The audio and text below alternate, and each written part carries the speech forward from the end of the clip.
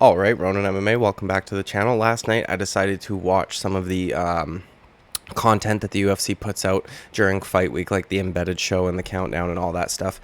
And there were a few takeaways that I took from that in regards to Jon Jones, in regards to Cyril Gane, and in regards to Francis Ngannou. So I'm going to touch on all of those things briefly.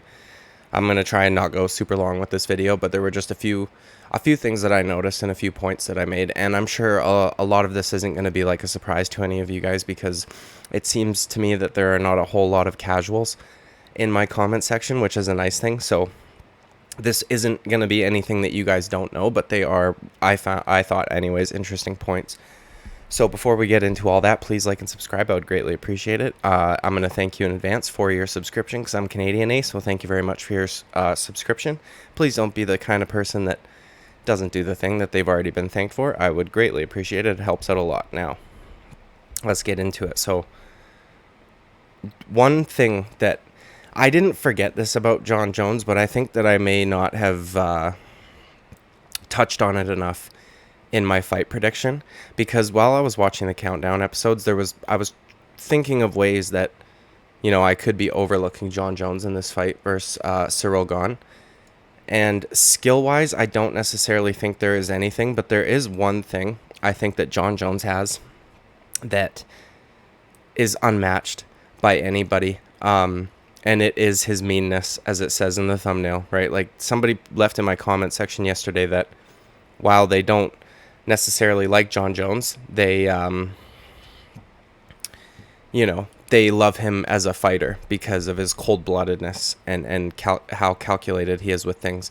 And I agree. I have said some negative things about Jon Jones as person, as a person, but when it comes to fighting, he is obviously one of the best and most fun to watch. You know, very rarely does he have a boring fight. Maybe his last few, you could argue, were a little more on the boring side, but on his way up, it was incredible to watch, obviously. But the meanness side, man, like, he has one of the best killer instincts out of any fighter that has ever lived, ever. And there's a few examples of this happening, and of course they were showing highlights of all his old fights, and like, even the way he beats people in the crucifix, like, we've seen crucifix TKOs happen in recent memory, but the way Jon Jones did it was so goddamn savage, man. His elbows, dude. I was like cringing watching some of the highlights, because I was like, holy shit, man, that poor guy on the bottom. And then, of course, one of the biggest ones for me that is like, yeah, dude, there is like not many men that would be totally cool with just dropping a limp Lyoto Machida from a standing guillotine and watching him faceplant on the ground. Like, and then he's so mean that his coach had to go up to him and remind him, hey, maybe go check on Lyoto Machida, see if he can gain some fans, because that was such a fucking cold-blooded moment that, while there are fans that will appreciate it, there are probably a lot that were like, holy shit, why is that guy such an asshole? Now, I'm not one of those guys. I don't think that it's your job to necessarily look out for the well-being of your opponent. But there is one thing that I've seen that comes to mind. Now, there's a kid who will probably have a notable career eventually. His name's Johnny Broad. He's a Canadian kid. He's young. He's, how old am I? Yeah, I think he's like 21, 22. He's got a couple pro MMA fights. He also fights in combat karate. And if you saw him and you were unable to see his cauliflower ears, you would never expect him to be a fighter of all people. He is an extremely polite, well-mannered kid. He doesn't swear. Like, he, didn't come from a broken home or even had a tough upbringing at all. Like, he's kind of came from money. But with that being said, he's a savage. And in his fights, he shows that he's a savage. And one of them, he was fighting a guy who looked like he was probably twice his age. Maybe that dude shouldn't have been in there, who knows. But he hit him with a wheel kick to the temple, and it put this guy, like, he was hurt. So then he goes in for the finish. He hits him with a couple more shots, and the guy goes to fall. And this kid is such a nice kid that instead of just letting him fall and, turning around to celebrate for the walk-off KO, he dove and tried to catch the guy's head. He tried to save the guy's head basically from bouncing off the canvas, which I remember seeing that and I was like, geez, that is like the most fucking Canadian way to finish a fight ever. Like, you just fucked that dude up so badly, and now you're trying to make sure that it was really nice to see. And I like both sides, of course. Like, I like watching the meanness of Jon Jones, and I also like seeing fighters do nice things like that.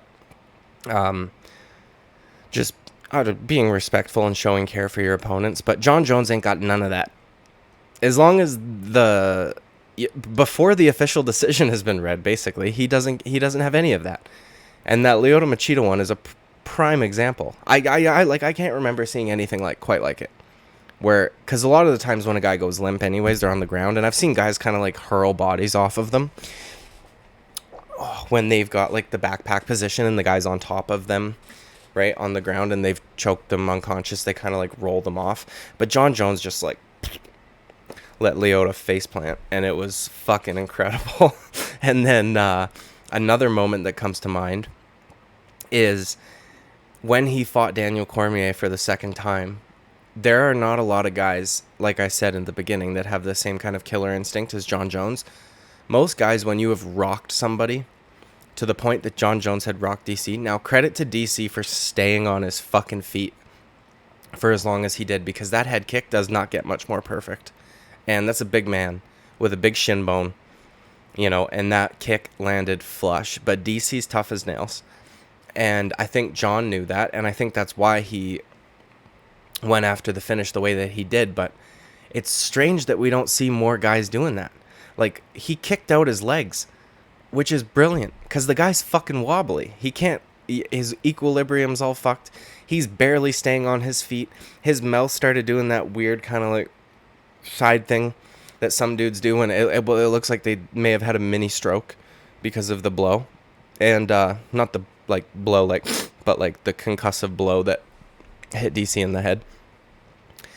And Jon, instead of headhunting, does these weird shit with his hand like Anderson Silva style, and then kicks him in the leg, spins him around, makes him even more off balance, and then just jumps with kind of like a flying knee that didn't even need to land. All that Jon wanted was his momentum to hit DC, because as we saw after that, DC fell right over and Jon got on top and beat the fuck out of him. That is a very brutal finish as well. Big John McCarthy gave Daniel Cormier probably more time than necessary to try to recover from that. There's also another move that he does that I wish more people would implement, and I'm sick and tired of people who, like, I get the argument for it, but I really don't at the same time. If you want like oblique kicks or hopping side kicks or any of that to the knee to be illegal, you've got to make so much more shit illegal, dude. Like, I've seen Craig Jones break a guy's ankle from a heel hook, which the heel hook, while you are applying like immediate pressure to the ankle, is more or less to rip your fucking knee apart, right? Like, the ligaments are supposed. So the fact he probably he probably tore all the guy's ligaments and then broke his fucking ankle. Like, the whole point of a fight is to hurt your opponent.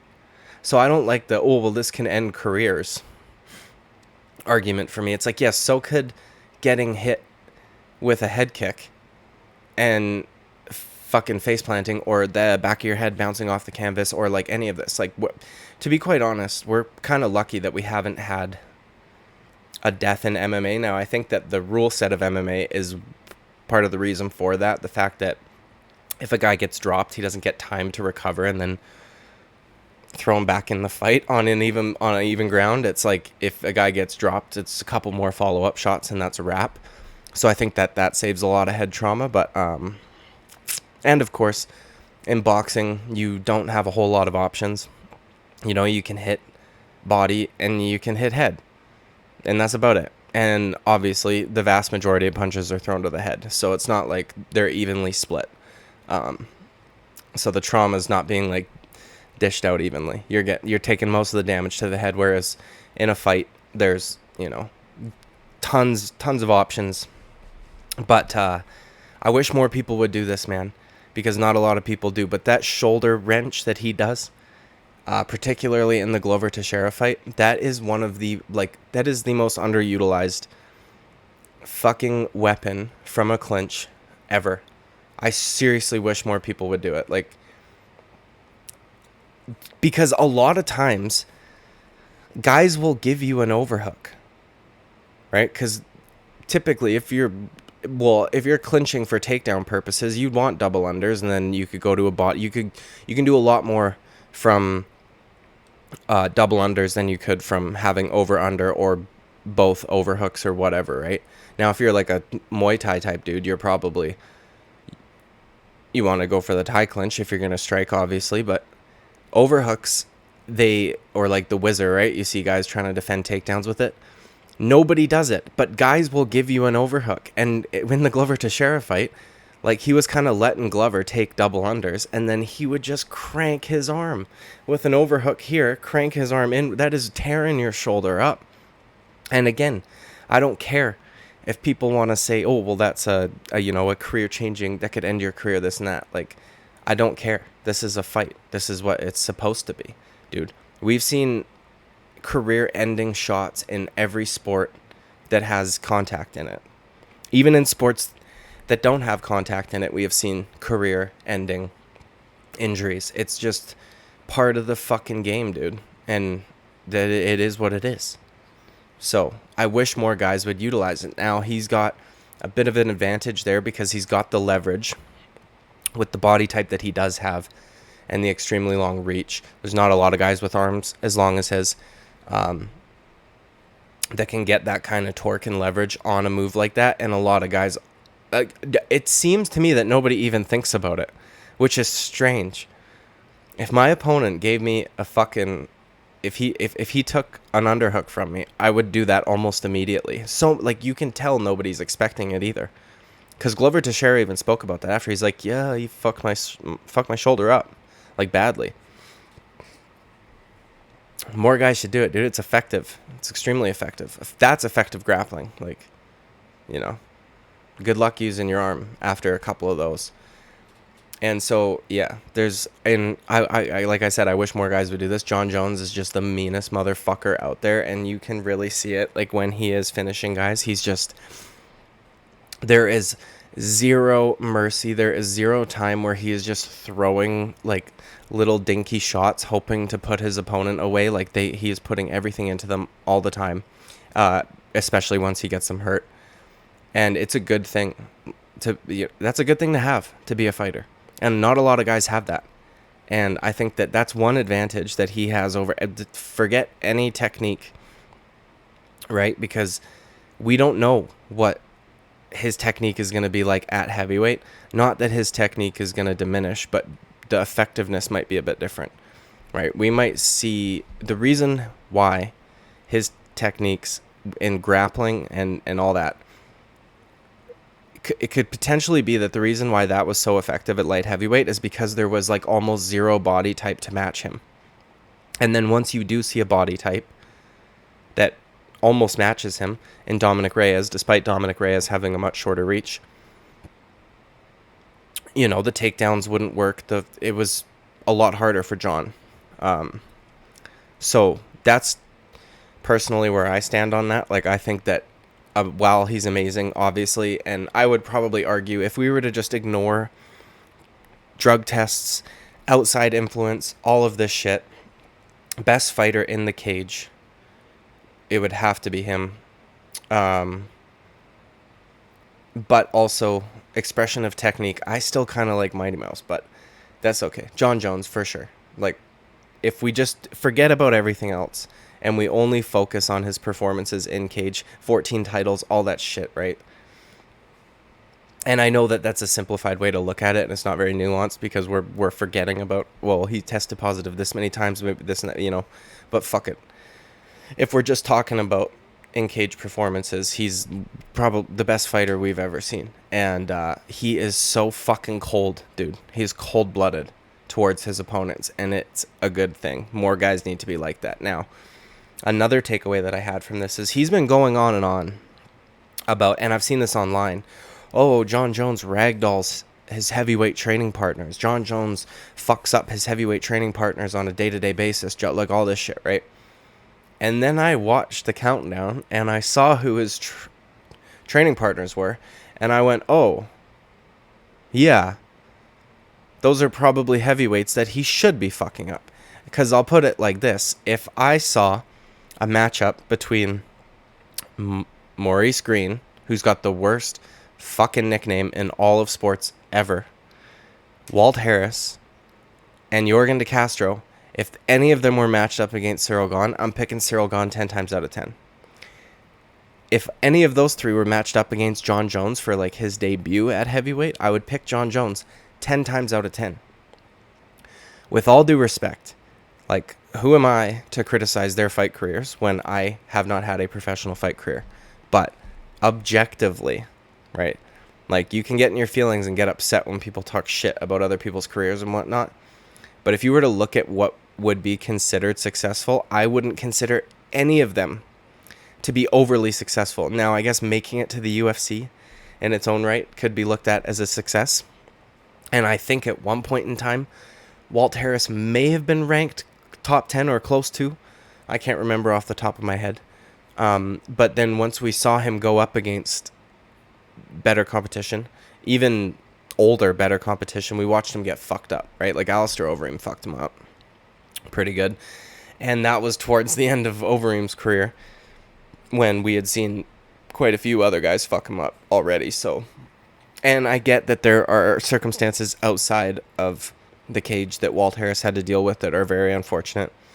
Yeah, I don't know how much more I need to say about that. If for those of you that don't remember, his stepdaughter was, I think, kidnapped and murdered or something, which obviously is fucking horrible. But I wouldn't chalk up his losses to just that, because I don't think that's right. Like, somebody left in my comment section about Cody Garbrandt. Oh, well, you could put an asterisk next to every single loss of his because he got into firefights, and then with Rob Font, he was still suffering effects of long COVID and whatever. And I was like, no, I wouldn't chalk that performance up to COVID. His output was the exact same as his fight against the Sun Sao, as long as that lasted. And he, on top of the significant strikes that he attempted and landed, he attempted 10 takedowns. So I don't think that his output was diminished. Like, there's never just one reason why. So while I could understand Walt Harris's focus maybe not being the best that it's ever been, or even motivation, like his mind just probably isn't there. Like, he's thinking about other things. I wouldn't just chalk up his losses to that. Like, it's technique as well. And he hurt Alistair Overeem and couldn't finish him where a lot of other guys would have been able to. And I know Overeem's a crafty veteran, but we saw him get finished quite a few times at the end of his career. Jorgen De Castro lost to Greg Hardy after fucking his leg up for an entire round. That is inexcusable. I will never forgive any UFC heavyweight that lost to Greg Hardy. Y'all get fucked. Okay? I don't like wife beaters. That's why I don't like Jon Jones. Okay? For those of you who tell me to cry more in my videos when I shit talk Jon Jones, I don't like guys that beat their wives. And yeah, I would say the same thing if he was white. Okay? So, chill out with that shit, because just don't fucking hit ladies. Not unless, dude. Fuck it. Don't hit them, you bitch. Come on. Don't be a pussy. You're one of the greatest fighters of all time. Or a giant fucking NFL player. And you're going to tell me that there's any excuse whatsoever short of her, like, having a fucking knife at your throat? I mean, come on. It's insanity to me. But Jorgen De Castro is not a great fighter. He's not even... He's, like, bottom of the heavyweight division. And I'm not trying to be degrading or insulting when I say these things, but he's objectively not a top-flight heavyweight contender or anything like that. And then, of course, as I had already mentioned, the guy with the worst nickname in UFC history ever of all time, ever, Maurice Green, is... I don't even know if he's in the UFC anymore. And while he's a big body to be training with, right? He's like 6'6" or something stupid like that. Like, he's a giant man. And that's all well and good, but I just...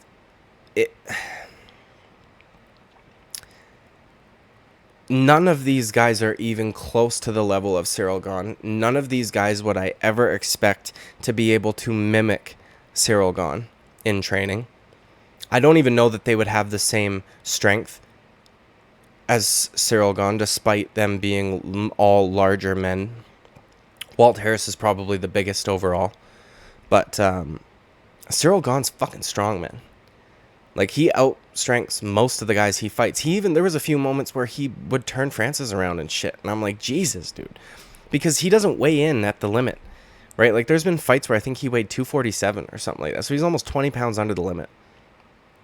And he's turning dudes around that are cutting weight to make 265.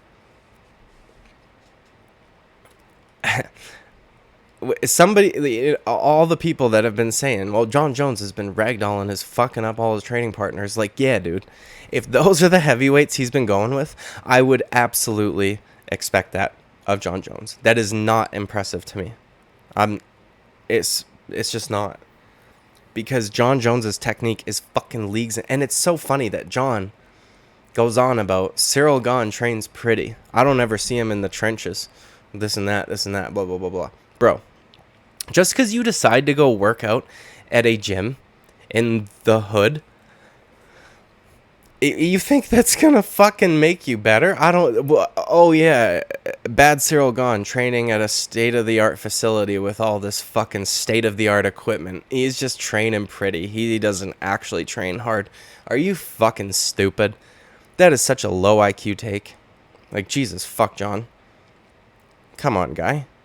He's just not going to get staph infection. Make sure you wash yourself well after every single training session. If you're in some gym in the hood, and then they showed them at a barber shop with like a fucking fancy ass pool table and shit in there, and it's like, okay, dude, yeah, he's training pretty. You're the one getting groomed, working out at a fucking pool. And while I understand that perhaps as a white man who grew up swimming, like as he said about his one training partner, perhaps swimming, I don't look at swimming as an overly like taxing exercise. I think that's actually the point of it, is that you're supposed to be able to get a good workout without it being overly taxing on your body.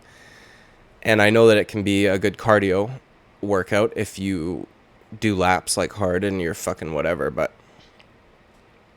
how out of breath he was getting from, and obviously who am I to shit on Jon Jones's conditioning or say that he's not in good shape, but and also I don't know that we got to see their whole workout, but to me it seemed like a very casual pool workout where they were like diving for bricks and stuff like that. They did a few laps back and forth, and Jon Jones was like huffing and puffing after each one, and I'm like, fuck me, dude. Did putting on all that weight make you like a fat fuck, basically? Like, obviously he doesn't look fat, but maybe he's just not used to using those muscles or something in that way on a regular basis. But goddamn, dude, it ain't that hard. Swimming's not that hard. I don't get it, man. We do this shit for fun. I live on a lake. I don't ever feel like I'm getting a workout from swimming. I'll say that much. I would have to go very, very, very hard, very fucking nonstop for a long period of time before I was huffing and puffing the way Jon Jones did at the end of those pool workouts. But hey, that's just me. I don't know. Maybe it is just he's, not necessarily used to using those muscles and stuff like that. But yeah, man. He said one thing, going back to his meanness a little bit. He said one thing that really fucking I actually liked. It was a good metaphor. Or a simile, I guess, if we're going to be proper about it. Because he was talking about when Mauricio Shogun Rua was walking out with the belt. Or walking out for the title fight. He said his brother was holding the belt above his head like this. And Jon said that was essentially like waving a baby lamb in front of a lion. And I was like, goddamn, he's so fucking cold, dude. Sometimes he's just cold. And I know he says a lot of like kind of cliche-ish shit like that, But I've never heard someone put it like that. I mean, we heard Connor talk about the fucking gazelles and shit like that, but it was a good simile. And I appreciated it. And actually, it was cool, man. I'm going to be honest. I fucking hate Jon Jones, but watching him walk through his house and show you all of the old fight posters was pretty nostalgic for me because I watched every single one of those events as a kid or teenager or whatever. And it was cool, man. And my youngest son was walking by, and he said, how old is he? Because he put together that they were fighting for the title, and to put it into context, my youngest is not even 7. So, he's only been able to really pay attention and know what's going on in regards to UFC for like a couple years. So he has no idea who Jon Jones is because Jon Jones has never been there. And he goes, yeah, how old is he? And I said, well, he's going to be 36 this year, but he's 35 right now. And he was like, well, how does he have all this stuff? And I was like, well, because he won the championship when he was 23. And you should have seen his face. He was like, how? And I was like, yeah, because he's incredible. That's how. And he was stopped to watch the walkthrough of his house. He liked all the posters and shit like that. He was astonished that somebody who won the belt that long ago is still fighting today. And that he had never heard of him either. He was kind of like looking at me like, where the fuck has this guy been? And I'm like, yeah, I know, dude. Trust me, I know. Yeah. Man. One last thing before I go. This video fucking turned out longer than I thought it would. I didn't want it to be this long. But there was quite a few takeaways that I took from watching the countdown and shit like that. Yo, they cut Francis Ngannou the fuck out. Hey? They cut him the fuck out. When they were going over like Cyril Gane's career path, they showed him winning the interim title. And then they showed him after attempting to unify the title. Right? Disappointed in defeat. All that they said shit like this. They show the post-fight interview with him, all whatever. Not a fucking frame where Francis Ngannou was included. Not one frame, not one pixel. Not even like a tiny little leg pixel or something. Not even a smidgen. And then it got me thinking, dude, I swear to God, man, people don't like this take, but Francis Ngannou fucked up. Chael Sonnen was actually reaming out Ariel Helwani about it. He goes, yeah, has he signed a fucking contract yet? Like, he's been unemployed. He's going to be unemployed. You have to do these things quickly. And I agree with Chael Sonnen. I don't think that it's... Oh, how about... I wanted to talk about Francis Ngannou. I didn't put him in the thumbnail because all of the videos that have Francis Ngannou in the thumbnail of mine do not do half as well as even the one that I did about Cyril Gane and his coach talking shit or saying that they were fucking whatever. Like, he's not a huge superstar, and it's crazy to me that there are still people out there that think that he is. But just, fucking forget about that. I started thinking it will be so hard for him to promote. He has zero leverage when it comes to any of this right now whatsoever, when it comes to making a boxing deal or anything. He's got no promotional footage or anything that he can offer to any promoter anywhere, because, and somebody can let me know if I'm wrong, and because I don't know this to be the case 100%, but in the way that I'm viewing it, the UFC owns all footage of Francis Ngannou in the UFC, obviously, right? It's their content. If I were to just pull up an old, even like his debut, if I were to just watch it with you guys without pausing it every fucking couple of seconds to say something or slowing it down or putting a filter, there's a bunch of things you can do to kind of get around a copyright claim. I would imagine, though, if I were to just put on an old Francis Ngannou fight, I would get a copyright claim pretty quickly. Now, imagine a boxing promoter talking to Francis, well, like, hey, we need some like footage of you. Can we show some of your knockouts and shit? No, you can't do that. Like, they can't. What are they supposed to do? The UFC owns it. They're gonna have to go try and buy footage of Ngannou KOing dudes from the UFC so that they can use it for promotional purposes, or at least that's how I would think that it works. I'm not 100%. Like I said, somebody let me know if I'm wrong, or let me know how that would work.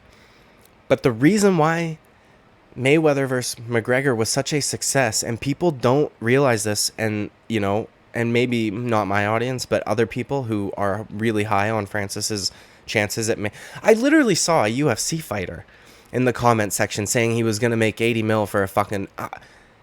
No, he's not. No fucking boxer makes a cut. Like, shut your mouth, guy. What are you talking about? These are not realistic numbers. The reason why McGregor made the kind of money he made was because of the pay-per-view sales. I think he got like a $30 million base. And that's Conor fucking McGregor. You tell me Francis Ngannou is as famous as Conor McGregor, or is like, they're so confident in his ability to sell pay-per-views that they're willing to give him that big of a base. Francis Ngannou is not that.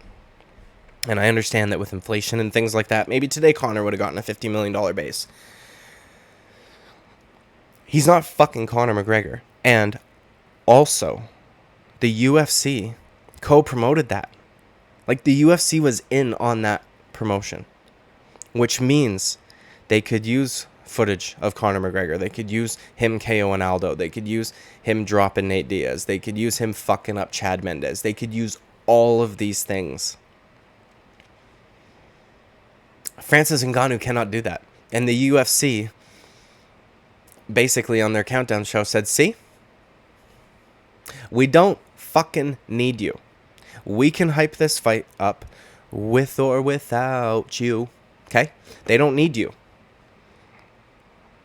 I wish that Francis had a better team around him, man. Because, dude, if somebody I knew was like, man, I could make an $8 million base plus pay-per-view points, potentially working out to an 8-digit payout, or I could go try my luck, like,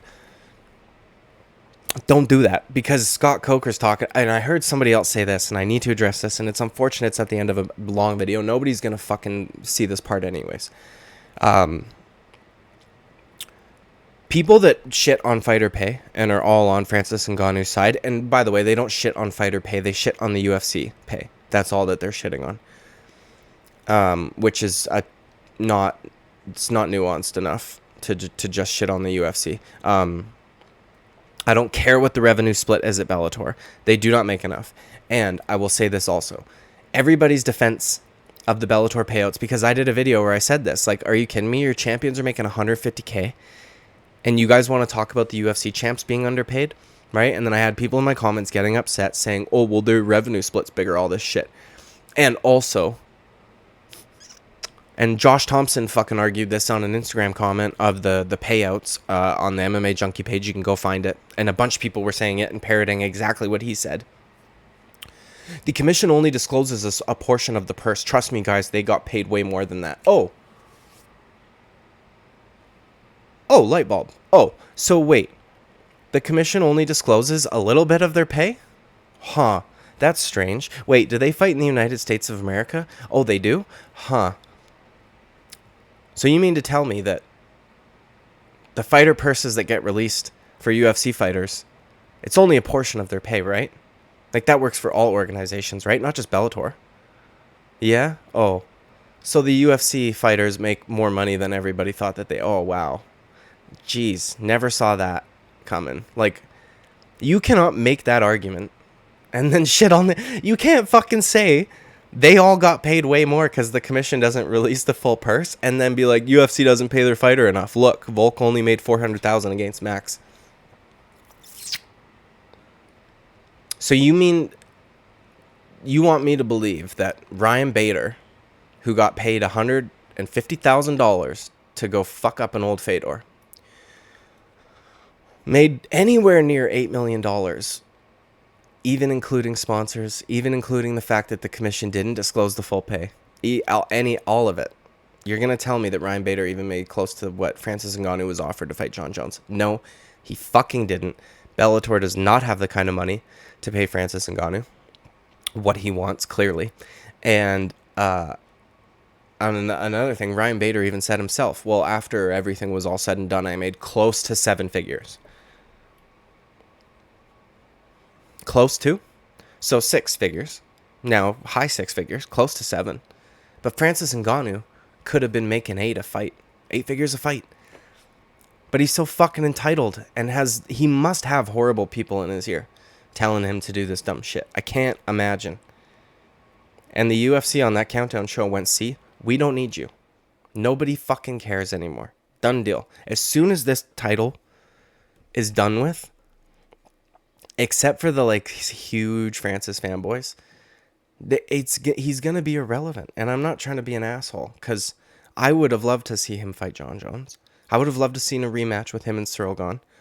I would have loved to see him in the Stipe trilogy. There's tons of fights I would have loved to see Francis Ngannou have at the UFC. But I don't need to see him. And it is what it is, man. Like, it's unfortunate, but it is what it is. And I wish he would have just fucking, not left, man. It's really unfortunate, but whatever. Those are my thoughts. This video's gone on a little too long anyway, so I'll wrap it up there. Like and subscribe. I'll thank you in advance again. Thank you very much for your subscription, and I will see you at the next video. Bye-bye.